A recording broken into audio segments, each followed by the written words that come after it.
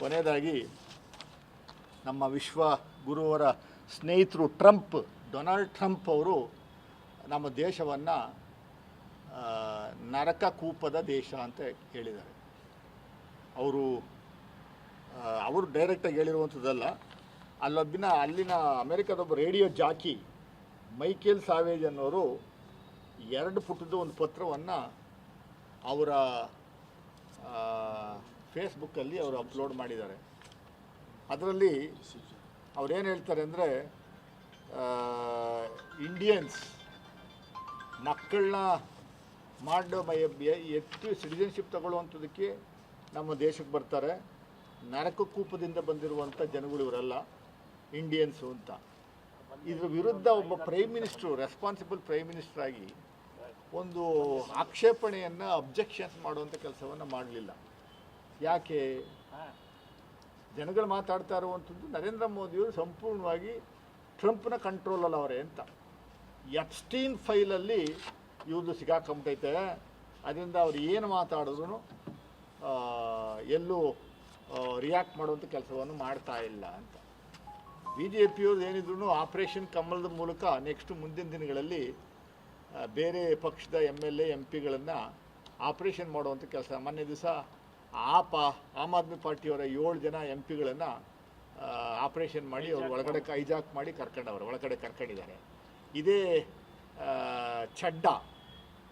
ರಾಘವ ಛಡ್ಡಾ, ಈಗ ಅವರು ರಾಘವ ಚಡ್ಡಿ, ಹಿಂದೆ ಛಡ್ಡ ಆಗಿದ್ರು, ಇವಾಗ ಚಡ್ಡಿ ಆಗಿದ್ದಾರೆ. ರಾಘವ ಚಡ್ಡಿಯವರು ಬಾಯಿಗೆ ಬಂದಂಗೆಲ್ಲ BJPನ ಬೈದಿದ್ರು. ಗೂಂಡಾ ಪಕ್ಷ ಅಂತ ಬೈದಿದ್ರು. ಗೂಂಡಾ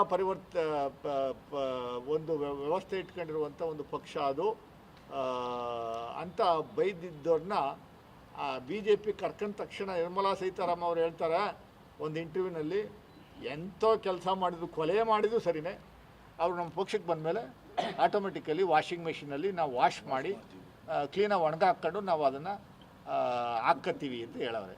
ಸೊ ಇದು ದುರಂತದ ಸಂಗತಿ. ಸೊ ಮುಂದಿನ ದಿನಗಳಲ್ಲಿ ನೋಡೋಣ. ನಮ್ಮ ಭಾಗದ ಈ ಭಾಗದ MP ಅವರು ಅಲ್ಲಿ ತಂಬಾಕು ಬೆಳೆಗಾರರು ಸಾಯ್ತಾವ್ರೆ. ಒಂದು ದಿವಸನೂ ಭೇಟಿ ಕೊಡಲಿಲ್ಲ.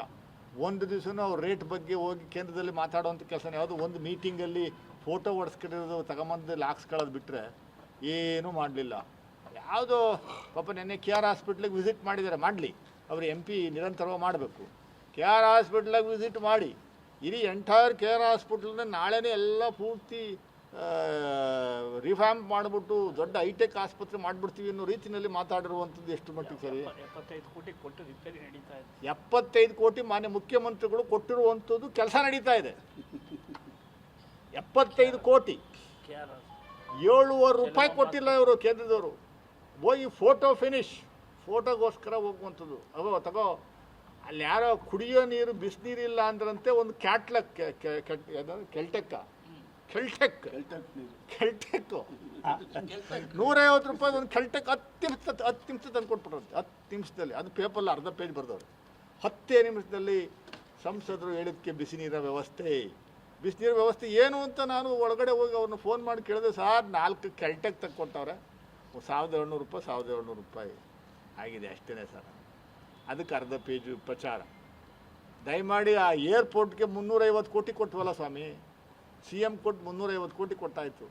ಅದೇನು ನಡೀತಾ ಇದೆ? ಕಾಸ್ಟ್ ನಾವೇ ಕೊಡ್ತಾಯಿದ್ರು ಏರ್ಪೋರ್ಟ್ ಎಕ್ಸ್ಪಾನ್ಷನ್ ಮಾಡ್ತಾ ಇಲ್ವಲ್ಲ.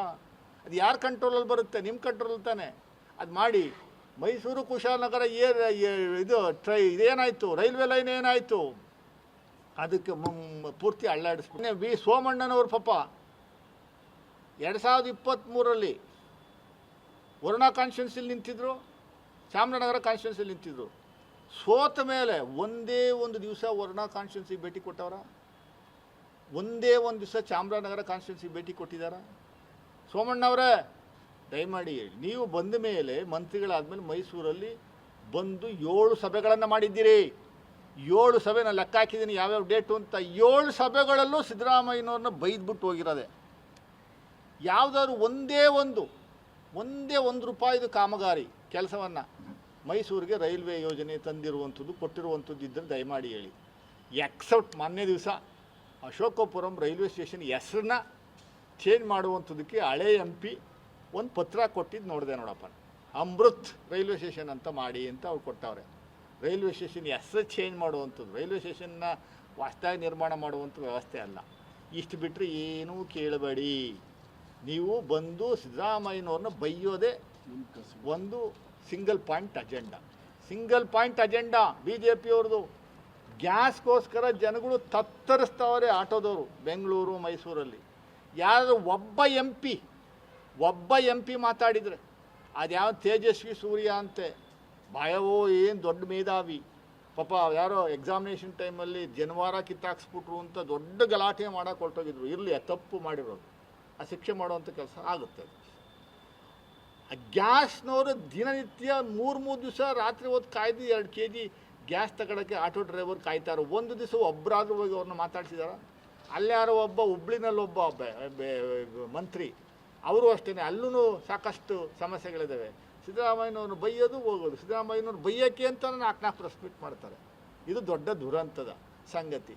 ನಮ್ಮ ಅಶೋಕ್ ಅಣ್ಣ ಅವರು ಪಾಪ ಅದೇನೋ ಗೊತ್ತಿಲ್ಲ, ಮುಂಚೆ ಸುಮಾರು ಚೆನ್ನಾಗಿದ್ದರು, ವಿರೋಧ ಪಕ್ಷ ನಾಯಕರಾದಮೇಲೆ ಯಾಕೆ ಹಿಂಗೆ ಆದರು ಅಂತ ನಾನು ಸ್ವಲ್ಪ ದೀರ್ಘವಾಗಿ ರಿಸರ್ಚ್ ಮಾಡೋಕ್ಕೆ ಅಂತ ಹೋದರೆ, ವಿರೋಧ ಪಕ್ಷ ನಾಯಕರಾದ್ಮೇಲೆ ಅಲ್ಲ ಯಾರೋ ಆ ಥರ ಆಗಿರೋದವರು.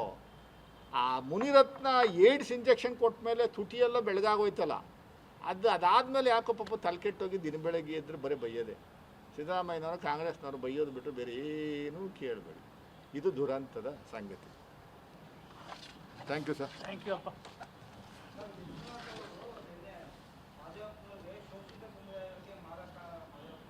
ಪಾಪ ವಿಶ್ವನಾಥ್ ಅವ್ರು ಹೇಳಿದ್ನೆಲ್ಲ ನಾವು ನೋಡಿ ಸರ್, ಮಹಾದೇವಪ್ಪನವರು ತಗೊಂಡಂಥ ಇಂಟ್ರೆಸ್ಟು, ಇನಿಷಿಯೇಷನು, ಅದನ್ನು KH ಮುನಿಯಪ್ಪನವರೇ ಅಪ್ರಿಷಿಯೇಟ್ ಮಾಡಿದ್ದಾರೆ. ಭಾಳ ದೊಡ್ಡ ಮಟ್ಟದ ರಿಸ್ಕ್ನ ತಗೊಂಡು ಕ್ಯಾಲ್ಕುಲೇಷನ್ ಮಾಡಿ ಯಾರ್ಯಾರಿಗೆ ಯಾವ್ಯಾವ ಹುದ್ದೆಗಳು ಎಷ್ಟೆಷ್ಟು ಹೋಗಬೇಕು ಅನ್ನುವಂಥದ್ದನ್ನ ಭಾಳ ಶ್ರಮಪಟ್ಟು ಈ 5.25 5.25 ಹಂಚಿಕೆ ಮಾಡಿರುವಂಥದ್ರಲ್ಲಿ ಬಹಳ ಪ್ರಮುಖವಾದ ಪಾತ್ರವನ್ನು ಡಾಕ್ಟರ್ FC ಮಹದೇವಪ್ಪನವರು ವಹಿಸಿದ್ದಾರೆ.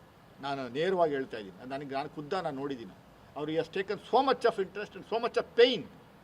ಆಮೇಲೆ ಸೆಂಟ್ರ್ನಲ್ಲಿ ಕೆಲ ಸಮುದಾಯದವರು ಇವ್ರನ್ನ ಖಳನಾಯಕನಾಗಿ ಬಿಂಬಿಸುವಂಥ ಕೆಲಸವನ್ನು ಮಾಡಿ, ಸೋಷಿಯಲ್ ಮೀಡಿಯಾದಲ್ಲಿ ಇವ್ರನ್ನ ಬೈಯುವಂಥ ಕೆಲಸವನ್ನು ಮಾಡಿ, ಬಹಳ ಕೆಟ್ಟದಾಗಿ ಬಿಂಬಿಸುವಂಥ ಕೆಲಸವನ್ನು ಮಾಡಿದರು. ಭಾಳ ಕೆಟ್ಟದಾಗಿ ಯಾವ ಕೆಟ್ಟ ಕೆಲಸನೂ ಮಹದೇವಪ್ಪನವರು ಬೇರೆಯವ್ರ ವಿರುದ್ಧ ಮಾಡಿಲ್ಲ. Is very straight forward gentleman. Mahadevappa, doctor FC Mahadevappa is straight forward gentleman. ಅವ್ರನ್ನ ನೀವು ಯಾವುದೇ ಕಾರಣಕ್ಕೂ ಅಂಡರ್ ಎಸ್ಟಿಮೇಟ್ ಮಾಡುವಂಥ ಕೆಲಸವನ್ನು ಮಾಡಬೇಡಿ. ವಿಶ್ವನಾಥ್ ಅವರೇ, ಏನಾದರೂ ಆ ಥರದ್ದು ಏನಾದರೂ ಸಮಸ್ಯೆಗಳಿದ್ದರೆ ದಯಮಾಡಿ ನೇರವಾಗಿ ಹೇಳಿ ಅದನ್ನು ರೆಕ್ಟಿಫೈ ಮಾಡ್ಕೊಳ್ಳುವಂಥ ಕೆಲಸವನ್ನು ಮಾಡ್ತೀವಿ. ಯಾವ ತಪ್ಪನ್ನು ಇವರು ಮಹದೇವಪ್ಪನವ್ರು ಮಾಡಿಲ್ಲ. ಎಲ್ರಿಗೂ ಶೋಷಿತ ವರ್ಗದ ಪರವಾಗಿ ಇರುವಂಥ ಒಂದು ಮೈಂಡ್ ಸೆಟ್ ಅವ್ರದ್ದು. ಸೊ ಅದರಿಂದ FC Mahadevappa is great. Don't simply criticise him.